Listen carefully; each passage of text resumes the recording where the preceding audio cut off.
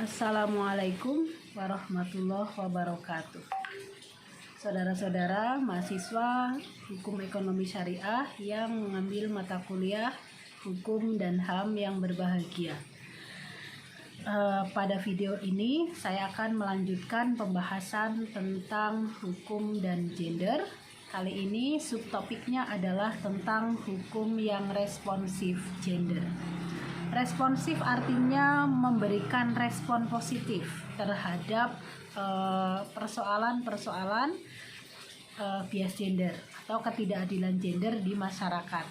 Jadi hukum yang responsif gender adalah aturan-aturan dari negara yang bermuatan respon positif terhadap ketidakadilan gender.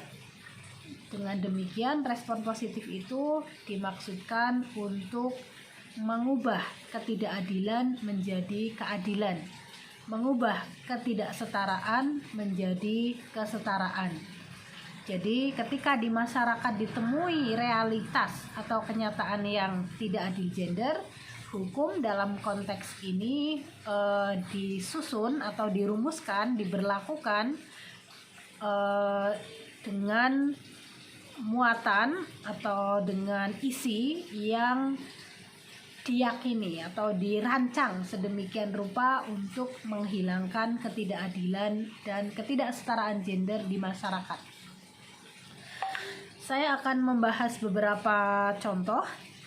Yang pertama adalah pasal tentang pengaturan batas minimal usia perkawinan bagi laki-laki dan perempuan.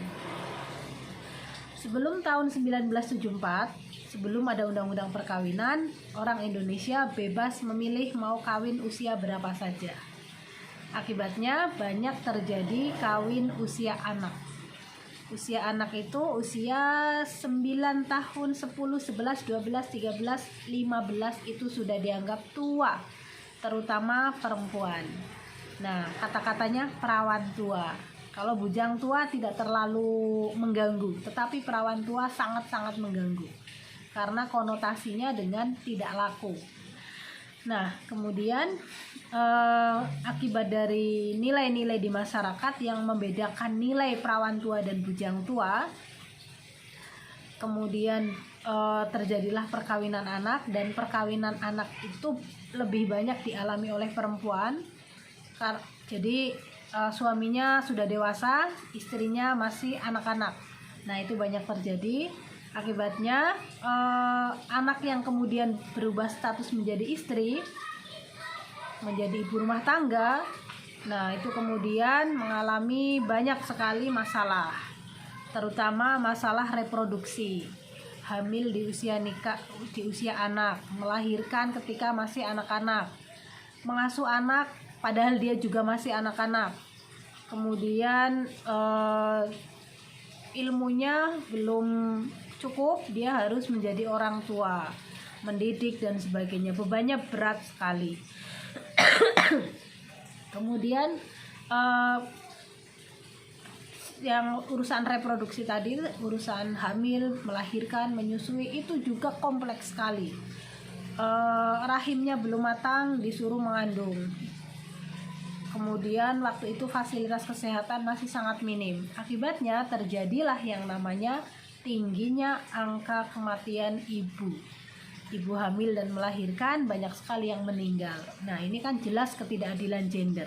Laki-lakinya aman-aman saja, enak dia karena dia bisa menikmati seks tanpa beresiko kematian. Nah, bagi perempuan resikonya tinggi sekali. Oleh karena itu, negara membuat undang-undang yang membatasi minimal usia nikah waktu itu 16 tahun bagi perempuan, dimana pada waktu itu 16 itu sudah perawan tua sekali. Nah, laki-laki 19. Nah, kemudian pada waktu itu undang-undang ini, pasal ini diapresiasi sebagai pasal yang responsif gender. Responsif artinya menindaklanjuti ketidakadilan dan ketidaksetaraan gender di masyarakat dengan pasal yang untuk mengubahnya. Nah, ketika ditetapkan 16 tahun, maka berangsur-angsur kebiasaan di masyarakat mengawinkan anak kecil itu sudah ditinggalkan. Lama-lama lebih tua, 16 tahun. Karena kalau belum 16, KUA tidak mau menikahkan. Nah, kemudian setelah lama berlangsung, masyarakat dinamis, masyarakat berubah. 16 itu dianggap masih terlalu muda. Nah, kalau dulu 16 itu sudah perawan tua, kemudian sekarang 16 itu dianggap terlalu muda, baru lulus SMP. Nah, akhirnya dinaikkan menjadi sama-sama 19. Ini adalah respon negara melalui peraturan hukum untuk menyetarakan laki-laki dan perempuan sehingga mendapatkan akses yang sama, mendapatkan kualitas yang sama ketika memasuki gerbang perkawinan. Diasumsikan mereka sudah lulus SMA, sudah punya pengetahuan, sudah lebih dewasa, sudah siap secara fisik untuk hamil. Nanti melahirkannya berarti usia 20 tahun. Nah, secara medis itu sudah lebih siap. Sehingga apa? Sehingga angka kematian ibu baik hamil maupun melahirkan itu bisa diturunkan. Nah, tujuannya dihapuskan sama sekali, tetapi upayanya diturunkan. Nah, ini namanya hukum yang responsif gender. Contoh, kemudian contoh yang lain saya mau sebut dalam bidang politik.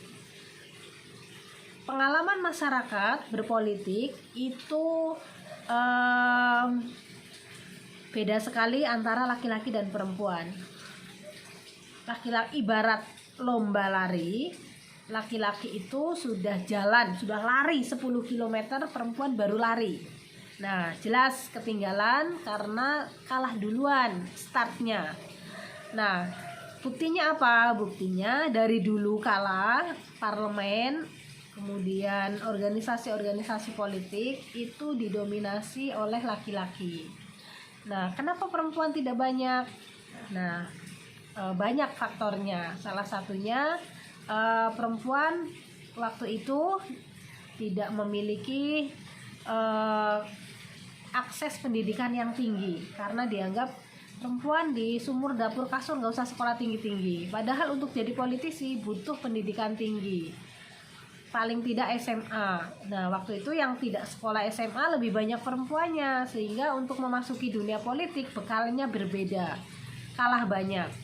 Kemudian selain itu politik juga distereotipkan dengan dunia yang jahat, dunia yang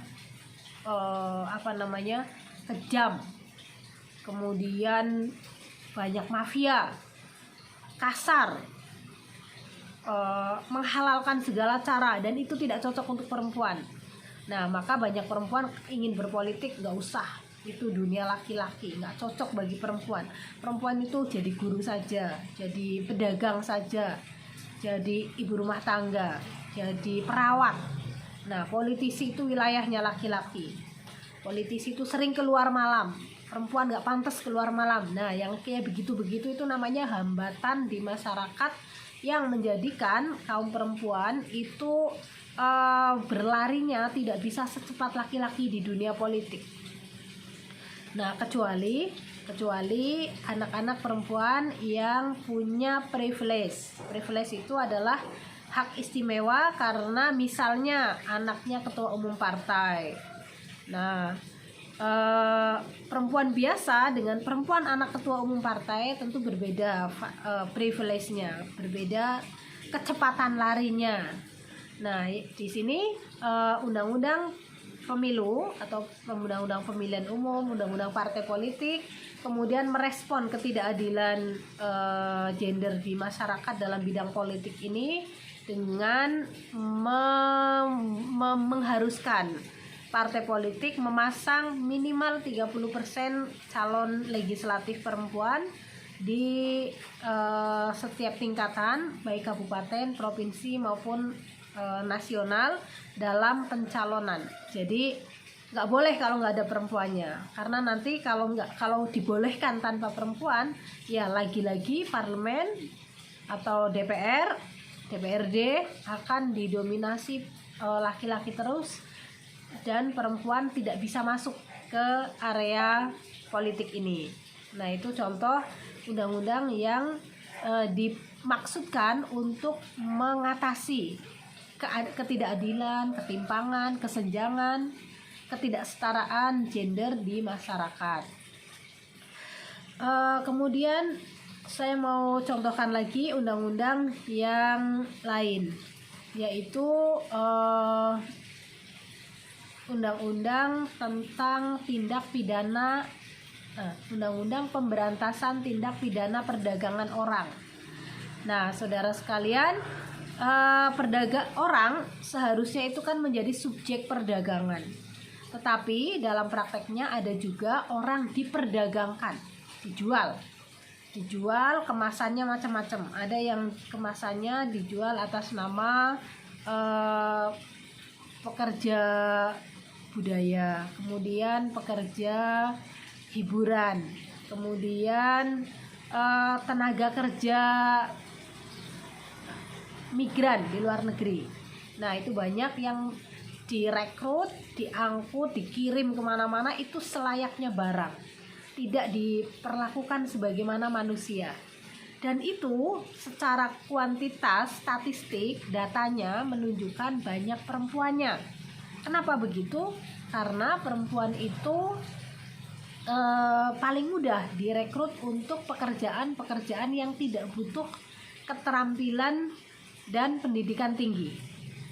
Contoh, pekerja untuk pemandu lagu di karaoke, pekerjaan untuk pelayan restoran, pekerjaan pelayan toko, itu kan nggak butuh ijazah tinggi-tinggi.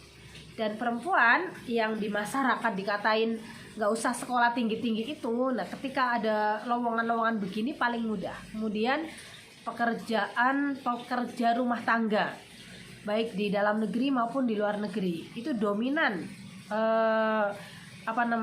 yang direkrut itu perempuan.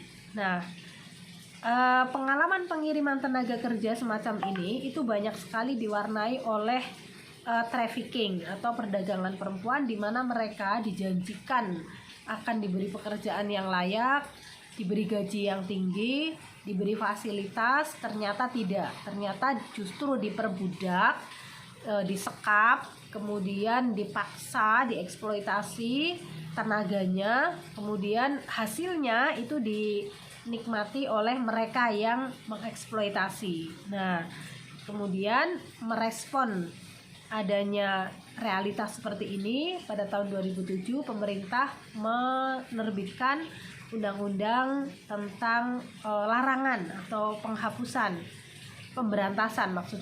tindak pidana perdagangan orang. Nah, kalau tidak ada seperti ini, maka angka korban kejahatan perdagangan orang itu sulit diturunkan, dan itu dominan perempuan. Misalnya tadi itu pekerja rumah tangga. Nah, karena perempuan itu di masyarakat diasumsikan sumur dapur kasur, yang nggak perlu sekolah tinggi-tinggi, maka ketika ada lowongan pekerjaan pekerja rumah tangga, maka pilihan pertama, bahkan pilihan satu-satunya menjadi PRT itu diisi oleh kaum perempuan.